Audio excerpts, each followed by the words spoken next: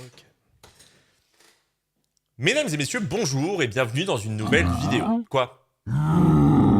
Ah oui, et avant que cette vidéo commence, laissez-moi vous parler de State of Survival. State of Survival est un jeu de stratégie dans une période où une catastrophe causée par la société Gigacorp a transformé les humains en zombies. En tant que survivant de la catastrophe, vous devez reconstruire votre maison, combattre l'ennemi, mettre fin à la conspiration de K-Line et finalement sauver l'humanité des ténèbres. Ouais.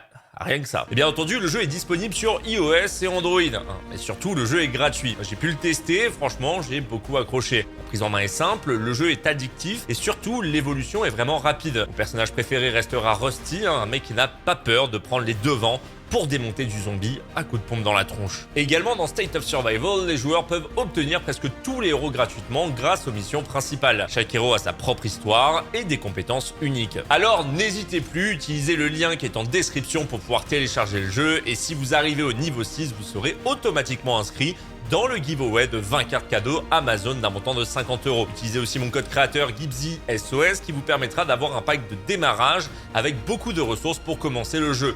Que 50 000 de bois, 50 000 de nourriture, 50 000 de métal, un héros rare et 300 biocaps. Fin de la publicité. Quand j'avais 14-15 ans, tu vois, je vais être sincère, même si c'est pas trop apprécié en France, moi je rêve d'être très riche, d'être quelqu'un d'influent, mais surtout une personne inspirante pour les jeunes. Je rêve de donner de l'espoir aux jeunes de cité ou des jeunes de familles pauvres ou quoi que ce soit. C'est vraiment l'un de mes plus grands rêves. Donc tu rêvais de réussite. Exactement. Tu étais inspiré en fait par la réussite. C'est ça, c'est ça. Et est-ce Ah, la franchise Pokémon. Créée par Satoshi Tajiri en 96, Pokémon a réussi à avoir un énorme impact culturel sur les jeunes comme sur les anciennes générations. Sortant tout d'abord deux jeux vidéo sous le nom Pocket Monster Vert et Pocket Monster Rouge, il fallut attendre peu de temps pour qu'une série animée sorte, mais surtout pour que des produits dérivés apparaissent. Et 25 ans après, Pokémon devient la franchise la plus rentable du monde avec 105 millions de dollars, passant devant Harry Potter, Marvel ou encore Star Wars. Ceci étant bien entendu tout d'abord grâce aux jeux vidéo sorti depuis 25 ans, avec plus de 368 millions d'exemplaires vendus à ce jour, mais également grâce aux cartes Pokémon. Et même si les cartes Pokémon sont à la base achetées pour jouer au jeu Pokémon Trading Cards, elles ont finalement plus trouvé des collectionneurs que des joueurs. Le 4 avril 2022, Logan Paul partage sur Twitter un post montrant qu'il a acheté une carte Pokémon 5 millions de dollars. Et j'aimerais d'ailleurs beaucoup vous expliquer pourquoi des cartes Pokémon peuvent coûter aussi cher aujourd'hui. C'est tout simplement ce qu'on appelle l'offre et la demande. Mais vous me direz, mais qu'est-ce que l'offre et la demande? Eh bien, c'est très simple. Dites-vous que si cette carte coûte aussi cher, c'est tout simplement parce que la demande est tellement forte que le prix en est exorbitant. Et en gros, pour faire simple, plus la demande est forte sur une carte et plus le prix explosera. On a pu voir récemment les prix des PlayStation 5 qui ont explosé tout simplement parce qu'il n'y en avait plus en circulation, ce qui a créé une énorme demande et donc du coup des revendeurs qui ont saisi cette opportunité pour se faire un peu plus d'argent. Je vous invite à aller voir une vidéo qui s'intitule Rare Items qui vous parle des objets les plus chers. Ils vous montreront par exemple un couteau CSGO estimé à 750 000 dollars ou encore des cartes de baseball estimées à plus de 3 millions de dollars. Ouais, je pense que vous allez halluciner quand vous allez voir cette vidéo. Mais maintenant, laissez-moi vous parler du youtubeur en France qui a réussi à exploser sur YouTube grâce aux cartes Pokémon, David Lafarge Pokémon.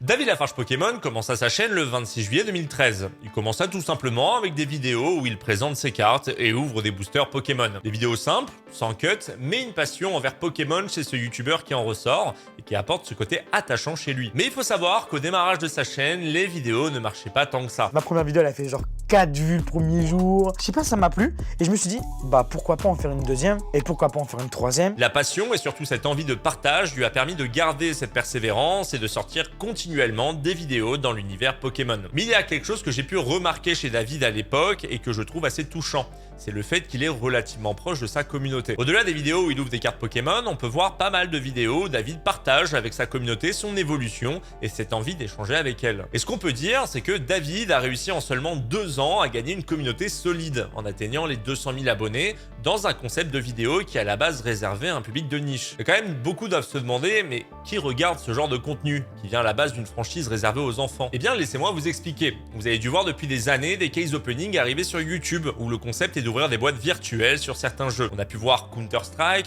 FIFA, Call of Duty et j'en passe, mais il faut savoir que ce concept de case opening a toujours marché. Voulant entrer dans le cercle de ceux qui étaient présents quand le youtubeur a tiré la carte la plus rare possible, le viewer va regarder la vidéo jusqu'au bout en espérant que le YouTuber découvre cette carte afin de ne pas ressentir de frustration. J'aimerais d'ailleurs avoir votre avis là-dessus et je vais vous demander de bien écouter. Aujourd'hui, les jeux d'argent sur internet sont régularisés, que ce soit sur YouTube ou encore sur Twitch. Mais à côté, par exemple, on peut voir que les packs opening FIFA sont toujours acceptés. Se basant sur les mêmes principes qui est tu payes et tu as un pourcentage de chance d'avoir un plus gros gain, bah forcément, ces jeux ont créé une dépendance chez les joueurs. Par exemple, en 2020, un Anglais du nom d'Anthony a tenté de se suicider après avoir dépensé des milliers d'euros dans le jeu. Je joue à FIFA depuis l'épisode 12. Sur le dernier FIFA, j'ai dû dépenser environ 4000 livres. Chaque année, je dépensais 5000 livres dans les packs. J'étais addict. Je commençais avec 30 livres comme limite, puis je rajoutais 10 livres, 15 livres, puis 20 livres. 40 matchs en un week-end, cela m'a rendu fou. Je jouais tout le temps par peur de rater des récompenses. Je n'avais pas de temps pour mes enfants et ma famille. Je me rappelle que j'ai raté des funérailles à cause de Food Champs. Je sais, c'est horrible. Je me suis tourné vers la drogue pour oublier ce qui se passait.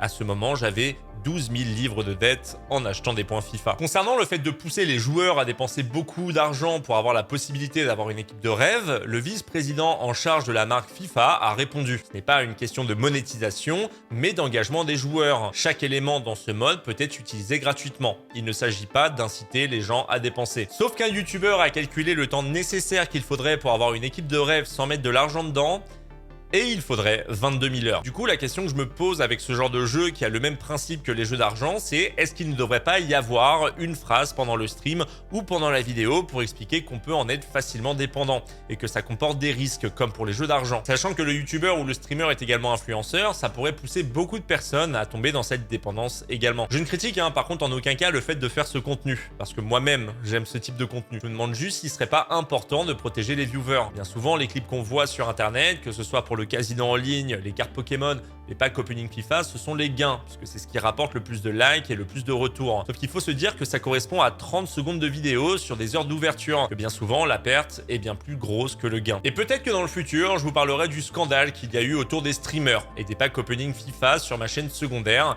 parce que je trouve ce sujet intéressant. Et au-delà des ouvertures de cartes Pokémon, j'ai pu m'apercevoir qu'il y a un concept de vidéo qui se démarque de sa chaîne.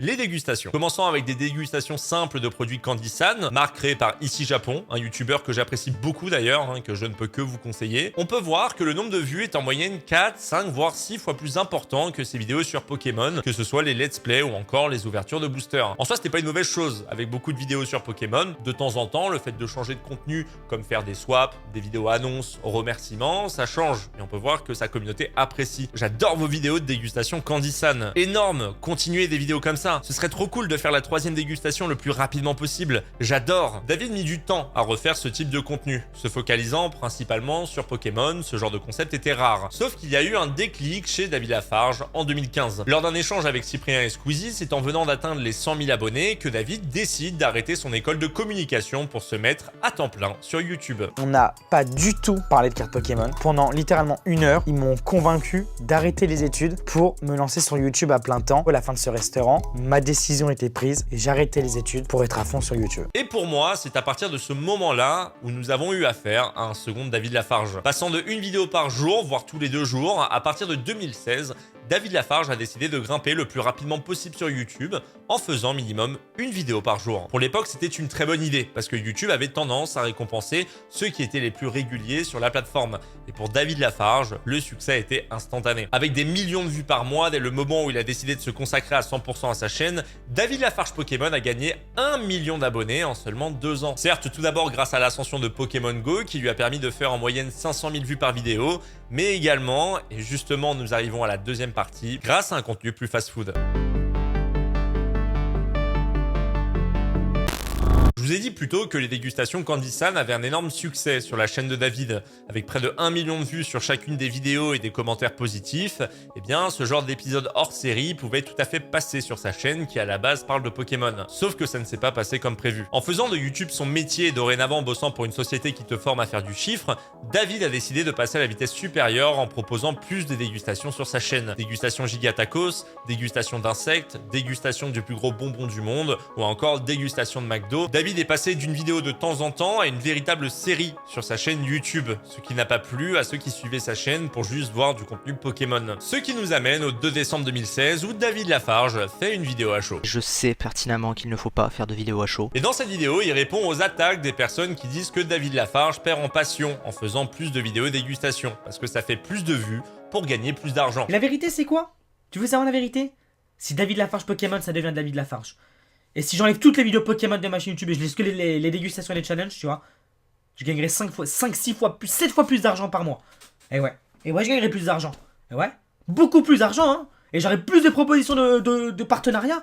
Ah ouais? Une réponse très puérile dans une vidéo qui ne remet pas une seule fois en question son contenu actuel, et un David qui préfère dire que les critiques ne viennent que de personnes qui de base le détestent. Et ce que David Lafarge ne comprend pas, c'est qu'il a créé une identité autour de Pokémon sur sa chaîne, jusqu'au pseudo qui montre que la chaîne est spécialisée dedans. Et de voir un youtubeur faire de plus en plus de vidéos où tout se base sur la quantité de nourriture mangée dedans, non seulement ça enlève en partie son identité qui est Pokémon, mais en plus en 2016 ce genre de contenu en France n'était pas accepté. Si David Lafarge avait tout simplement dit « oui en effet YouTube étant mon métier, quand une vidéo fait beaucoup de vues, par la suite je vais en faire d'autres pour continuer de faire des vues. C'est mon métier, ça ne change pas la quantité de vidéos que vous voyez sur Pokémon. » Ce qui est d'ailleurs complètement vrai, puisque quand on regarde sur sa chaîne, il y a toujours plus de Pokémon que de vidéos dégustation. Mais malheureusement, le prenant personnellement très mal, David Lafarge s'enferma dans une bulle sans réellement comprendre pourquoi la critique se faisait de plus en plus sur sa chaîne. David a eu l'idée par la suite d'enlever Pokémon dans son pseudo et ça aurait été pour moi une excellente idée. Malheureusement, ceci n'était qu'une idée et David Lafarge laissa Pokémon dans son pseudo tout en continuant de faire des dégustations, voire en faire plus, en s'enfermant dans un contenu haut titre et miniature toujours plus osé et un contenu par moments moralement discutable. Et justement, c'est à partir de 2017 que David Lafarge Pokémon va commencer à vivre des périodes très difficiles qu'il considère d'ailleurs comme la pire année de sa vie, jusqu'à une chute vertigineuse de vues sur sa chaîne, passant de 30 millions de vues en 2016 à 11 millions en 2017, pour terminer en 2019 avec 3 millions de vues sur le mois. Cette chute n'est pas arrivée par hasard, et justement maintenant j'aimerais vous expliquer ce qui a causé la chute de sa chaîne YouTube, et vous allez voir que ce n'est pas uniquement de sa faute. Le 31 décembre 2017, David Lafarge Pokémon sort une vidéo qui s'intitule « L'escroquerie à 150 000 € que j'ai vécu ». Dans cette vidéo, on peut voir David parler en facecam dans sa chambre d'hôtel et expliquer toute l'histoire. En début 2017, mes amis, vers le mois de février-mars, un membre de ma famille a repris contact avec moi. Le vrai mot, c'est m'a arnaqué. Voilà, tout simplement. Donc ça a duré sur 6-7 mois. Pendant 6-7 mois, je me suis fait prisonnier, on va dire. Prisonnier, encerclé, piégé dans un cercle que je ne pouvais pas sortir tout simplement. Au bout de 6-7 mois, cette personne, cet membre de ma famille, malheureusement, m'a volé environ 150 000 €. Une escroquerie qui lui a coûté cher, en plus de l'avoir détruit psychologiquement, des problèmes avec le fisc, une maladie liée au stress, plus d'endroits pour tourner. Cette vidéo nous montre un David Lafarge différent d'habitude qui a juste besoin de se confier sur cette année qui l'a mise à terre. Cette escroquerie fut le pourquoi sa chaîne a fini par sombrer et perdre en audience, mais bien entendu, je vais vous expliquer pourquoi j'en arrive à cette conclusion. Tout d'abord, le problème avec ce genre de chaîne, c'est qu'elle ne tient à chaque fois qu'à un fil, basé sur l'argent comme seule source de vues, puisqu'il faudra toujours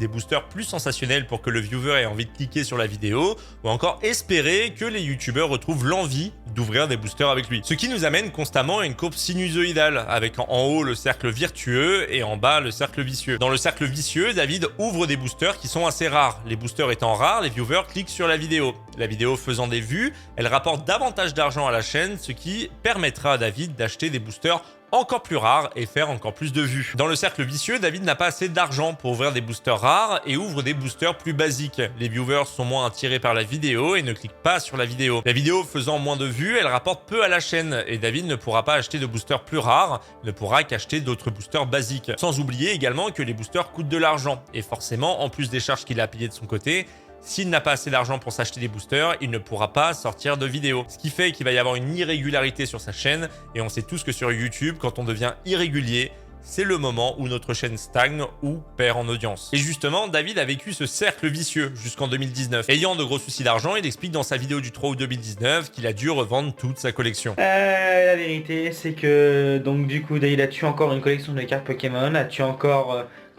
toute une pièce remplie de centaines, de milliers de boosters Pokémon scellés, de boîtes à goûter ultra rares, de cartes Pokémon en or faites par des bijoutiers, de displays, de Pokébox, d'objets insolites et de choses fermées depuis 20 ans dans des boîtes en plastique? La réponse est non. Devant revendre toute sa collection pour pouvoir vivre de son côté, en plus de l'échec qu'il a lui-même ressenti, David fut condamné à devoir faire pendant 2 ans des vidéos moins sensationnelles, passant d'ouvertures de boosters rares à des ouvertures de cartes Fortnite. Et justement, nous arrivons au deuxième point qui explique sa chute durant cette période. Le changement de contenu beaucoup trop brutal pour sa communauté. Si sa communauté commençait à se plaindre en 2016 quand David s'amusait à faire des dégustations, eh bien il décida à partir de 2018 de faire un contenu beaucoup moins destiné à Pokémon. Yu-Gi-Oh!, Panini Football, Fortnite, on peut voir que dans cette période, David avait envie de changer d'horizon et de faire un contenu sans écouter ceux qui le critiquent. Je ne trouve pas ça forcément critiquable, les youtubeurs sont libres de changer de contenu si ça leur chante, même si je ne suis pas du tout d'accord avec ceux qui pensent que le youtubeur est maître de sa chaîne. Quand tu fais un type de contenu et que les gens s'abonnent, ils s'abonnent pour ce contenu. Et aujourd'hui, il y a tellement de créateurs que si tu décides de changer ton contenu, la majorité de tes viewers ne regarderont pas. Et d'ailleurs, David Lafarge en a un très bon exemple. De moins en moins de vues, de plus en plus d'abonnés qui se désabonnent, donnant une chaîne avec la majorité des abonnés inactifs, portant de plus en plus un désintérêt pour sa chaîne, jusqu'à un arrêt complet le 3 juin 2020. Pour moi, l'escroquerie a eu un réel impact chez David et son contenu. Dans une période où tu te construis, quand on te détruit psychologiquement, tu vas essayer par tous les moyens de rebondir. Étant à l'époque fan d'un autre contenu que Pokémon, il a voulu partager ce qui le passionnait, parce que c'est ce qui lui permettait de sortir de ses problèmes. Et malheureusement, sa communauté ne l'a pas suivi. Sauf que l'histoire ne s'arrête pas là. 5 mois après, David Lafarge Pokémon décide de revenir plus motivé que jamais. Hey, salut tous les amis, c'est David Lafarge Pokémon, j'espère que vous allez bien. Je suis très heureux de vous retrouver aujourd'hui pour une nouvelle vidéo d'ouverture. Ça fait très longtemps qu'on s'est pas vu, mais voilà, je suis très heureux de vous annoncer que c'est le retour des vidéos sur ma chaîne YouTube, des ouvertures. Plein de choses sont prévues sur Pokémon. On retrouve un David Lafarge heureux, souriant, prêt à revenir et à repartir sur de bonnes bases et sur un contenu qu'il maîtrise, les cartes Pokémon. Et laissez-moi vous dire que c'est à partir de 2021 que David Lafarge Pokémon va renaître de ses cendres. Le 2 janvier 2021, David Lafarge annonce un changement de vie brutal et une renaissance pour la chaîne. Après cette période désastreuse pour lui, que ce soit physique ou morale, David revient en étant plus déterminé que jamais. Aidé par le streamer Tuffer et hôte de ses amis habitant à Malte, vivre là-bas quelque temps est pour lui une seconde chance pour sa chaîne YouTube. Et après 4 ans en étant dans ce cercle vicieux, David retourna dans un cercle vertueux qui lui permettra de sortir la tête de l'eau. Le 30 avril et le 1er mai 2021, David sort 2 vidéos sur sa chaîne qui s'intitule Epic Battle ouverture de booster Pokémon. Accompagné de Michou et dans les studios de Michou, David réalise pendant près d'1 heure une ouverture qui va faire littéralement renaître sa chaîne. 3 millions de vues sur ces 2 vidéos qui montrent sans aucun doute que David Lafarge Pokémon est revenu plus fort que jamais. Par la suite, une vidéo le 2 mai sur la chaîne de Michou a littéralement explosé. On y voit une ouverture de display Pokémon première édition de 1999. Au-delà de la rareté du display qui valait à l'époque 50 000 €, nous avons à faire dans cette vidéo un record du monde réalisé avec plus de 14 holographiques découvertes durant cette vidéo. Et par la suite, David Lafarge ne s'arrête pas là. Vidéo avec Lorenzo, Thibaut Inchep, Sénor 9, Michou. David Lafarge n'est plus tout seul dans cette aventure qui lui a fait gagner près de 300 000 abonnés en seulement 4 mois et atteindre le palier symbolique des 2 millions d'abonnés sur sa chaîne le 16 juillet 2021. L'avenir de ce youtubeur qui revenait de loin s'annonçait radieux. Sauf que malheureusement, tout ne s'est pas passé comme prévu. Le 5 décembre 2021, David se confie dans une vidéo 2 mois après sa dernière vidéo. Après un burn-out sûrement lié tout d'abord à la fatigue, mais surtout au stress, David a dû prendre une pause pour se reposer. Et malheureusement, l'arrêt de sa chaîne pendant ces mois ont fait redescendre la hype autour de celle-ci, repartant avec des vidéos qui ne fit pas le même nombre de vues que durant le début d'année 2021, jusqu'à mettre en pause sa chaîne pendant plusieurs mois. Sauf qu'il faut savoir que ce n'est pas fini, puisque le 30 avril 2022, David sort de l'ombre et fait une vidéo mise au point. C'est le sourire aux lèvres qu'il annonce son retour sur Paris et le retour des vidéos YouTube comme à l'époque. Pour le moment, il n'y a pas eu d'autres vidéos, mais de gros projets annoncés qui laissent penser que l'année 2022